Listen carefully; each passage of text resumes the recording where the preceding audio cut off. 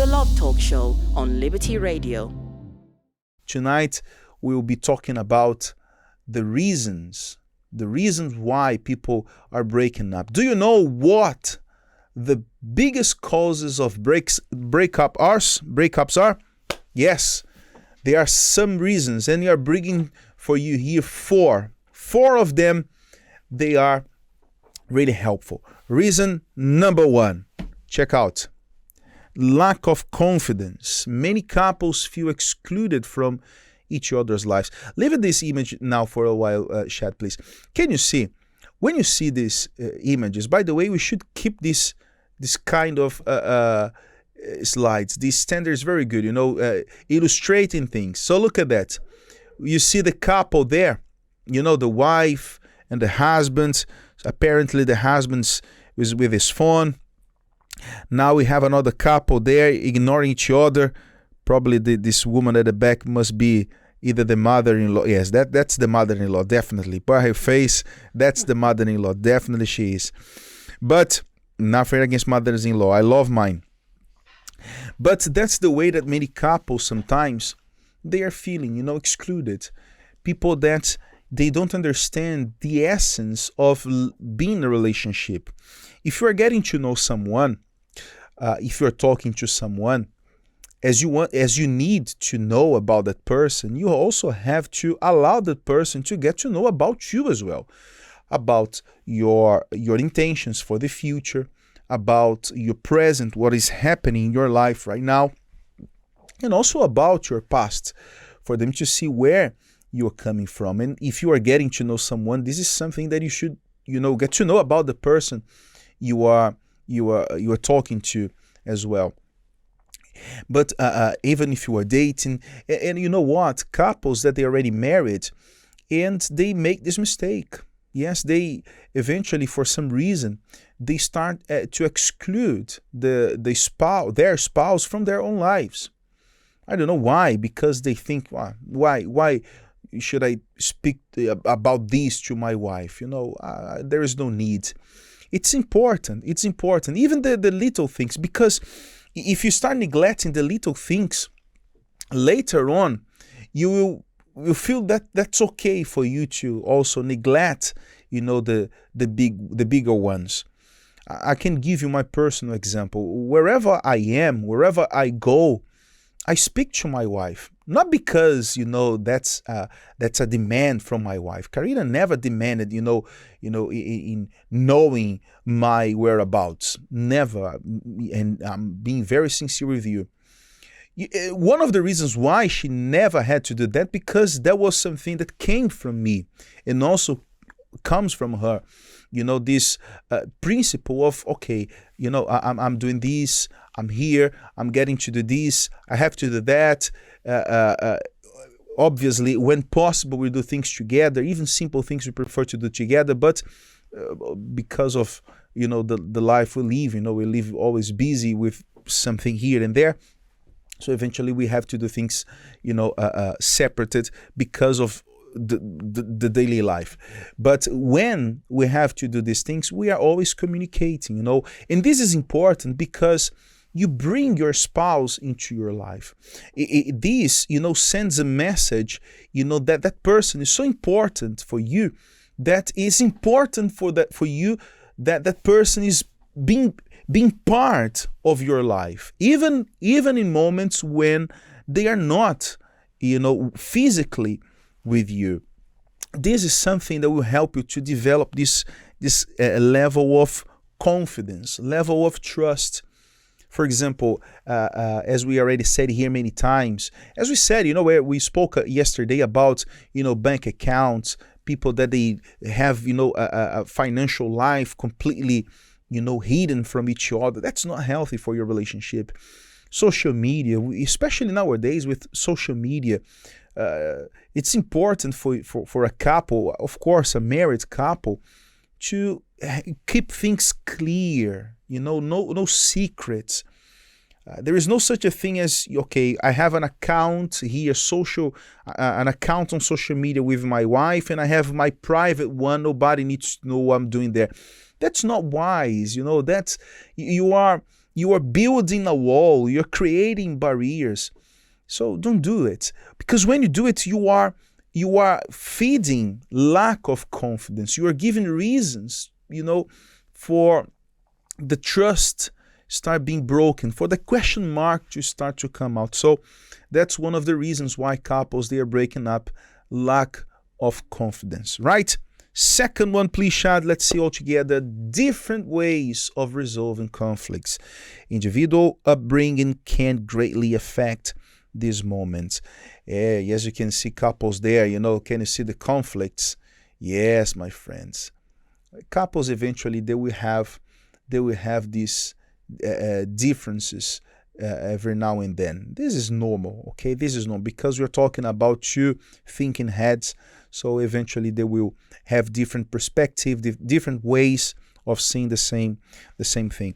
But as the title suggests, different ways of resolving conflicts, especially because of one of the reasons why people have different ways of resolving problems, issues, conflicts, whatever, is because of their upbringing, the way that they learned, and that's why we are always teaching here. Couples, they have to develop their own recipe, okay, of resolving problems. This is what every couple has to do. I had my own ways of resolving problems, the way that I learned in my family, so that in Martin's family, the family where I came from, we had a way of resolving problems. But there in Avila's family, with the family, Karina's family, they have a different way of resolving problems. So when we came together, when we got married, I brought my way of resolving problems, the Martin's way of resolving problems, and she brought the Avila's way of resolving problems. Of course, we had some clashes, because though we wanted to resolve a situation, to find, the solution for a specific situation, a conflict or a little issue, but we have different ways in doing that. So that's it. There are many different ways, in doing exactly the same things. Different ways. For example, if you're going to bake a cake, there are different ways for you to do that. There are people that they say that the first thing to do is to put the eggs and then the flour in the bowl. But there are people that no, that's an absurd. You have to put first the flour, then the eggs, and then the sugar, and then the chocolate. So they will, the way that you prepare things, they might differ, and that's okay. That's okay. But since you have the final result is the same, it's okay. So you have to negotiate. That's why in the marriage course we are teaching that. So take the hint. A marriage, a healthy marriage, you have to develop the art of negotiation. We are always negotiating. That's very important. So unfortunately, that's the second reason why people break up a lot. Different ways of resolving conflicts. Let's go to the third one. Parental meddling. Couples allowing others to meddle in their lives. What does God say about the husband? Because God starts speaking to the man. What does the man need to do in order to form a new family? What is the specific word that the Bible, God actually speaks about it? What is the word? There is a verb that is there, hidden there. Do you remember what is this? Let me see. Oh, leave. Yes. So that's the idea. The idea is to leave your family, leave your mother and your father, for you to form a new family. What is to leave? To leave is to disconnect. I'm not saying, please understand, I'm not saying with that you should, avoid your parents. You should, so you are telling me that I have to love less my family or my father, my mother. Not at all. But the opposite, because when you're forming your own family, you understand better the struggles of your father and mother, and I can say that you understand them better and you love them even more. But it's necessary for a couple to leave, the interferences around, to leave their own problems. to form their own family. The reason why many couples, they are unable to form their own families is that because they are bringing, the interference from outside. Oh, but you're talking about my family. Yes, your family, by the way, is you and your spouse. Your parents, they become, the day that you say on the altar, I do, from that moment on, your parents become your relatives. Oh, I don't agree. If you don't agree, what can I do? I can do nothing about it. That's your problem. What can I do? But the author of love, that's what he says about marriage, that we should live. And by the way, the idea of forming a new family, this is so profound. This is so amazing. If you just think about it, for you to see how important that is. For example, when God wanted to do something great in Abraham's life, God said to Abram, do you remember what God said to Abram? Leave your family behind. Leave your father's house and go to a land that I will show you. What was the way that God led Abraham through? What was the way? Green pastures? No, the desert. You know why? Because in the desert, there is no voices. The desert, there is no distractions. So that's the idea. When a couple, they understand that, and they leave, and they go to the desert alone, together, only them. So they only have two voices, the voice of their spouse and the voice of God. And let me tell you something, there is no better way for you to start a marriage, for you to start a new family. No better way. No better way. And the next one and last one, please, Shad, put it up. Yes. Constant comparisons. Comparisons make your spouse feel inferior to others. Leave it there, please. Look at that. Look at this guy. Plus, I feel like on both these pictures, it's the guy that's getting compared. Of course. But why did, graphic department? I'm going to talk to them about it. Look at that. Can you see? Probably she was talking about her ex, and look the way he felt now. So miserable. And look at the other one. Shad, I believe the other one is the other way around. The guy said something. He messed up. And now he's thinking, okay, how do I do to fix that situation?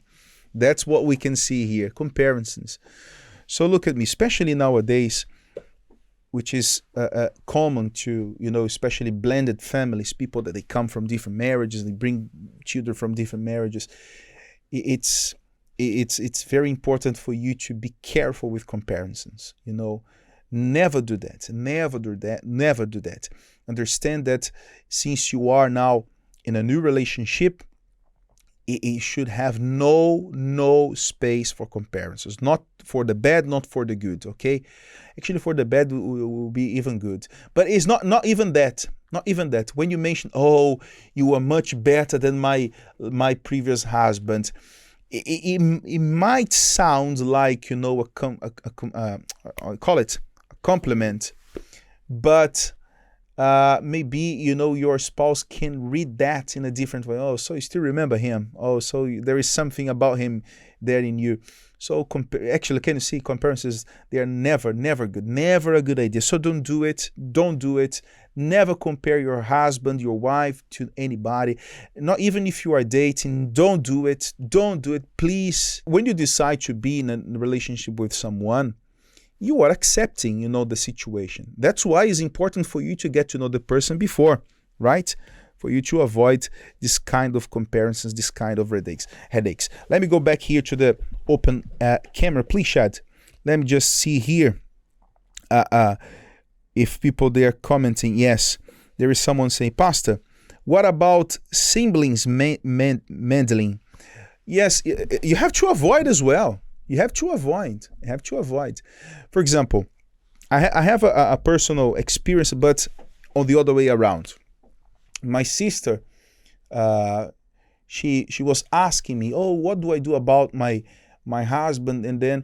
And of course I could help her because I'm not only her brother, but also I'm in a different position. Okay, I'm a pastor. So, but even then, it's not good. You know, it's not good. I really recommend that. That's the idea: to leave your family, to leave. You know why? Because usually your family, they will take a side. They will always take a side. Either they will take your side or the other side.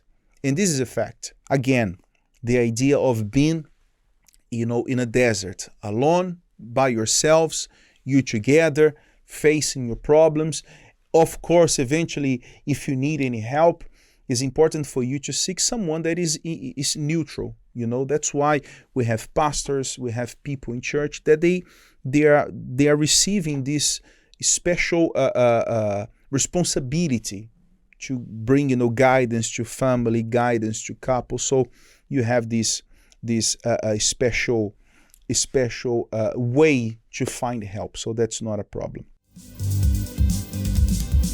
The Love Talk Show on Liberty Radio.